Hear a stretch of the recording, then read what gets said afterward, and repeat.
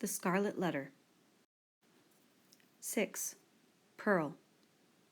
We have as yet hardly spoken of the infant, that little creature whose innocent life had sprung, by the inscrutable decree of Providence, a lovely and immortal flower out of the rank luxuriance of a guilty passion.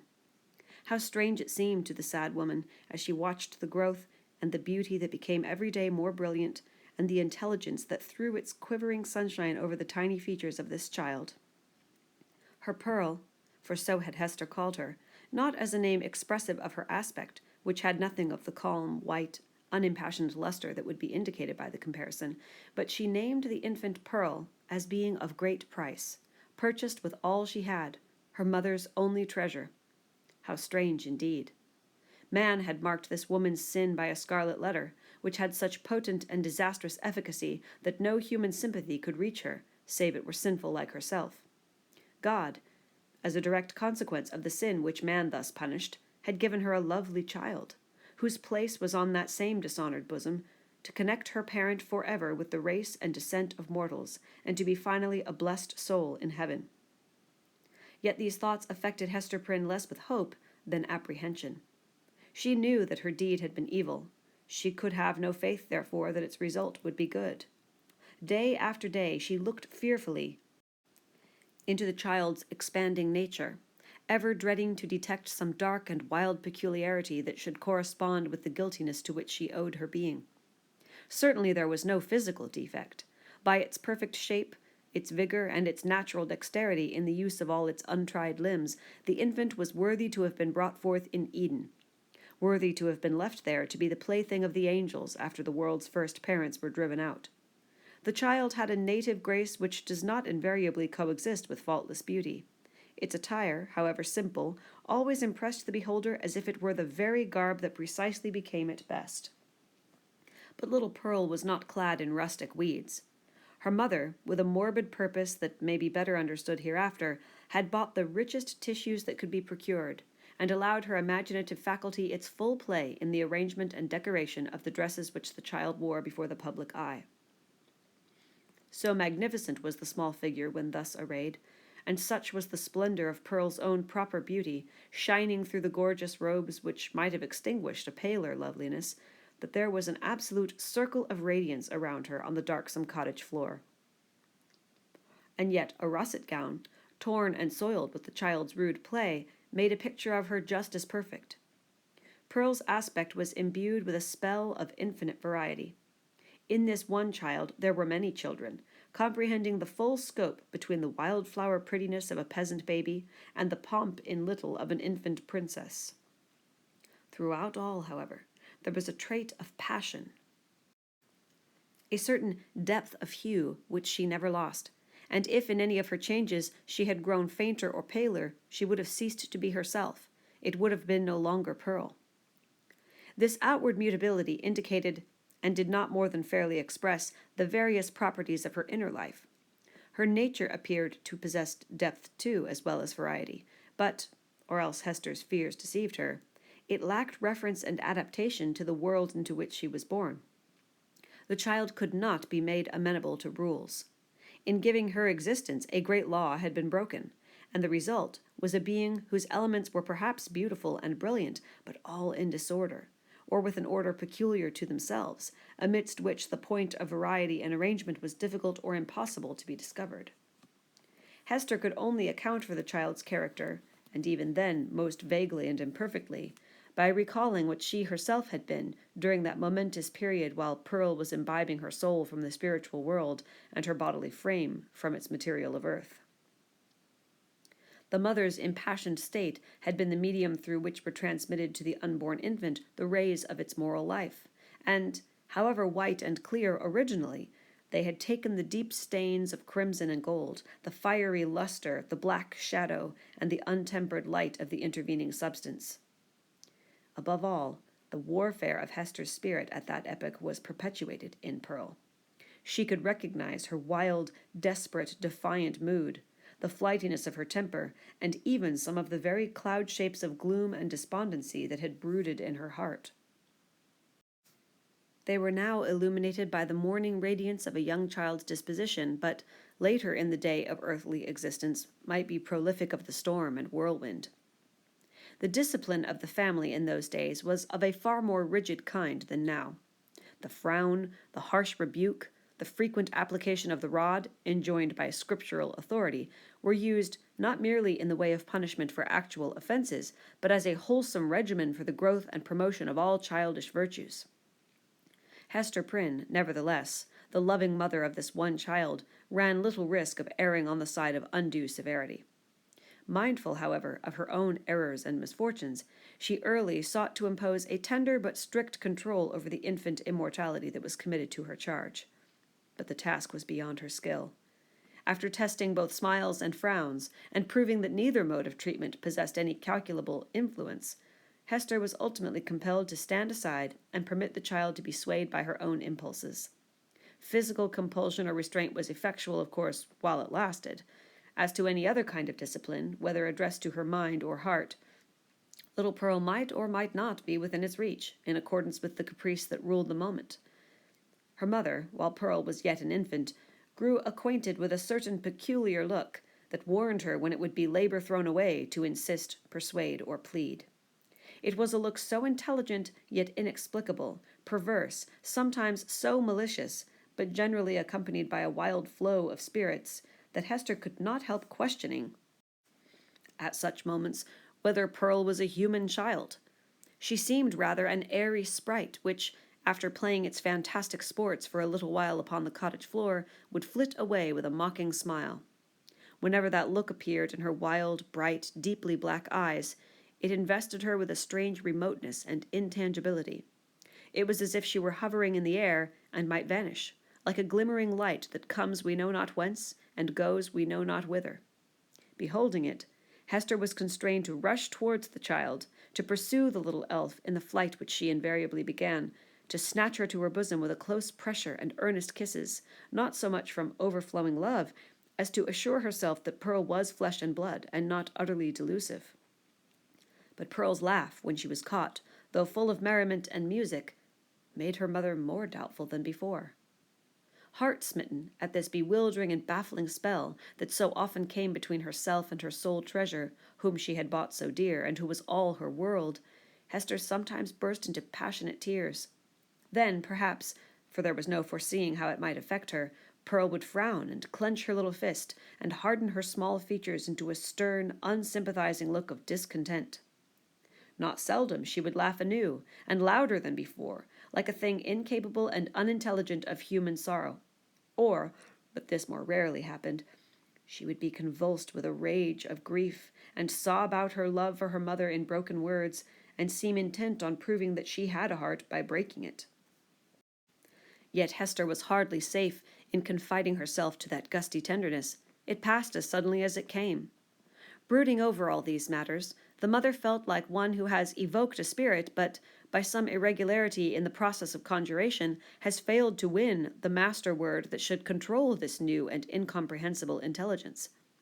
Her only real comfort was when the child lay in the placidity of sleep. Then she was sure of her, and tasted hours of quiet, sad, delicious happiness, until, perhaps with that perverse expression glimmering from beneath her opening lids, little Pearl awoke.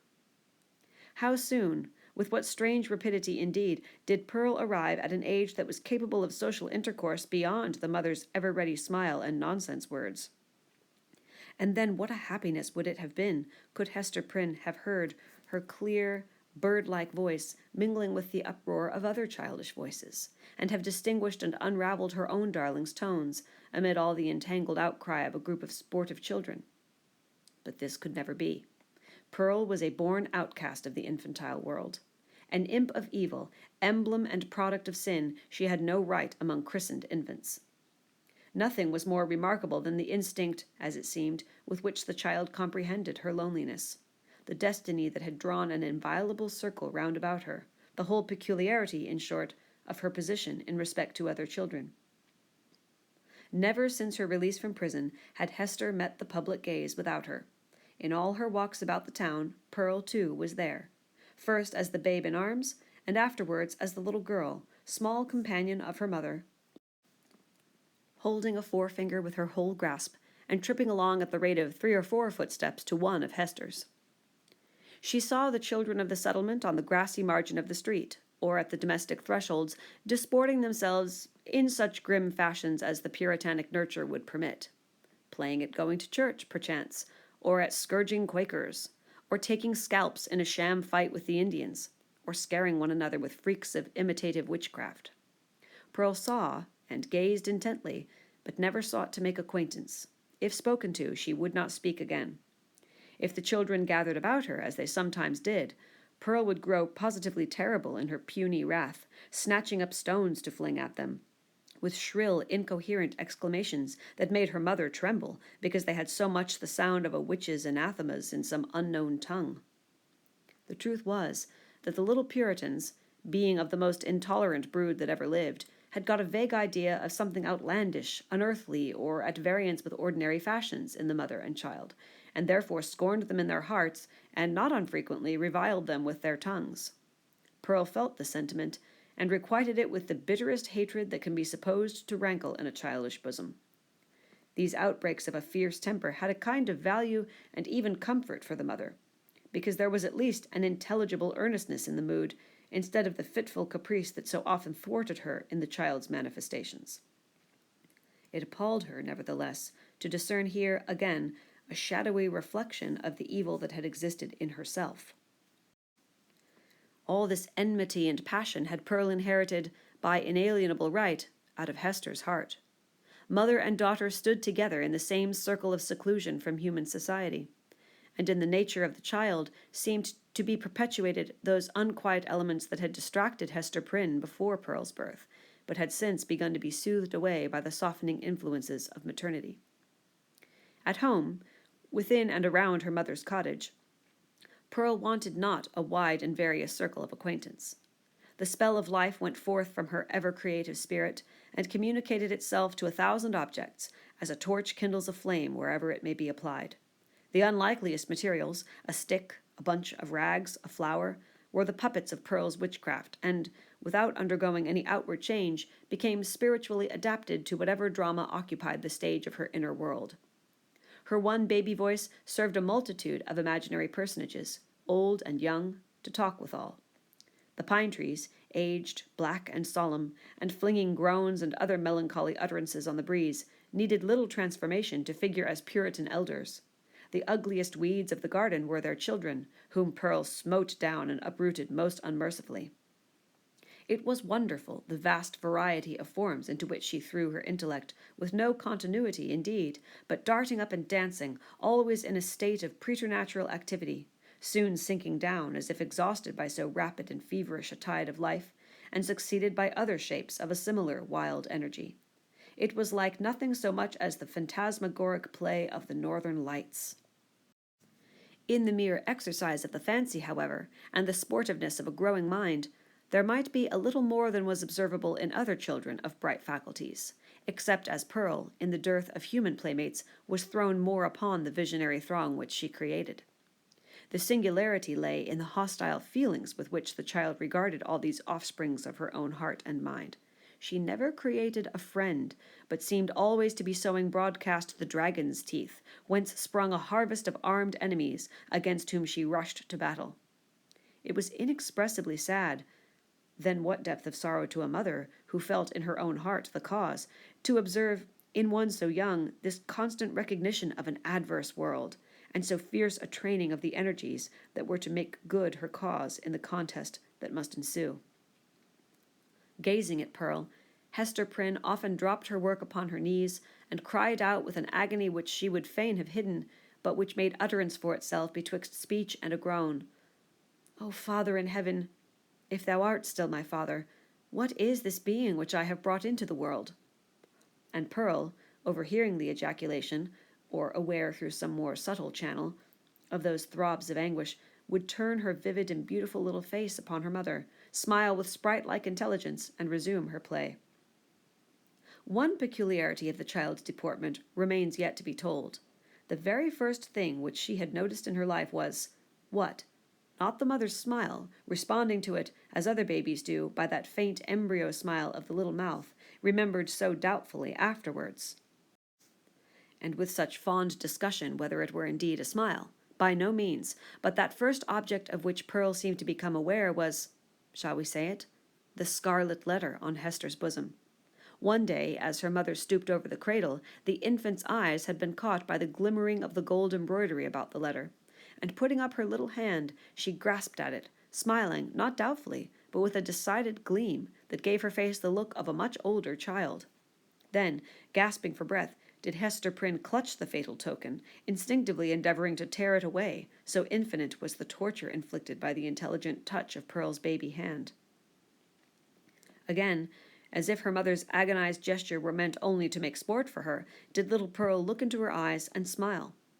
From that epoch, except when the child was asleep, Hester had never felt a moment's safety, not a moment's calm enjoyment of her. Weeks, it is true, would sometimes elapse, during which Pearl's gaze might never once be fixed upon the scarlet letter, but then, again, it would come at unawares, like the stroke of sudden death, and always with that peculiar smile and odd expression of the eyes. Once this freakish, elvish cast came into the child's eyes while Hester was looking at her own image in them, as mothers are fond of doing, and suddenly, for women in solitude and with troubled hearts are pestered with unaccountable delusions, she fancied that she beheld, not her own miniature portrait, but another face in the small black mirror of Pearl's eye. It was a face fiend-like, full of smiling malice, yet bearing the semblance of features that she had known full well, though seldom with a smile and never with malice in them. It was as if an evil spirit possessed the child, and had just then peeped forth in mockery. Many a time afterwards had Hester been tortured, though less vividly, by the same illusion. In the afternoon of a certain summer's day, after Pearl grew big enough to run about, she amused herself with gathering handfuls of wildflowers and flinging them one by one at her mother's bosom, dancing up and down like a little elf whenever she hit the scarlet letter. Hester's first motion had been to cover her bosom with her clasped hands, but whether from pride or resignation, or a feeling that her penance might best be wrought out by this unutterable pain, she resisted the impulse, and sat erect, pale as death, looking sadly into little Pearl's wild eyes. Still came the battery of flowers, almost invariably hitting the mark, and covering the mother's breast with hurts for which she could find no balm in this world, nor knew how to seek it in another. At last, her shot being all expended, the child stood still and gazed at Hester, with that little laughing image of a fiend peeping out, or, whether it peeped or no, her mother so imagined it, from the unsearchable abyss of her black eyes. "Child, what art thou?" cried the mother. "Oh, I am your little Pearl," answered the child. But while she said it, Pearl laughed, and began to dance up and down with the humorsome gesticulation of a little imp, whose next freak might be to fly up the chimney. "Art thou my child in very truth?" asked Hester. Nor did she put the question altogether idly, but for the moment with a portion of genuine earnestness, for such was Pearl's wonderful intelligence that her mother half doubted whether she were not acquainted with the secret spell of her existence, and might not now reveal herself. "Yes, I am little Pearl," repeated the child, continuing her antics. "Thou art not my child, thou art no Pearl of mine," said the mother half playfully, for it was often the case that a sportive impulse came over her in the midst of her deepest suffering. "Tell me, then, what thou art, and who sent thee hither." "Tell me, mother," said the child seriously, coming up to Hester and pressing herself close to her knees. "Do thou tell me." "Thy heavenly Father sent thee," answered Hester Prynne. But she said it with a hesitation that did not escape the acuteness of the child. Whether moved only by her ordinary freakishness, or because an evil spirit prompted her, she put up her small forefinger and touched the scarlet leather. "He did not send me," cried she, positively. "I have no heavenly Father." "Hush, Pearl, hush, thou must not talk so," answered the mother, suppressing a groan. "He sent us all into the world. He sent even me, thy mother. Then much more thee. Or if not, thou strange and elfish child, whence didst thou come?" Tell me," repeated Pearl, no longer seriously, but laughing and capering about the floor. "It is thou that must tell me." But Hester could not resolve the query, being herself in a dismal labyrinth of doubt. She remembered, betwixt a smile and a shudder, the talk of the neighboring townspeople, who, seeking vainly elsewhere for the child's paternity and observing some of her odd attributes, had given out that poor little Pearl was a demon offspring, such as, ever since old Catholic times, had occasionally been seen on earth, through the agency of their mother's sin, and to promote some foul and wicked purpose. Luther, according to the scandal of his monkish enemies, was a brat of that hellish breed. Nor was Pearl the only child to whom this inauspicious origin was assigned among the New England Puritans.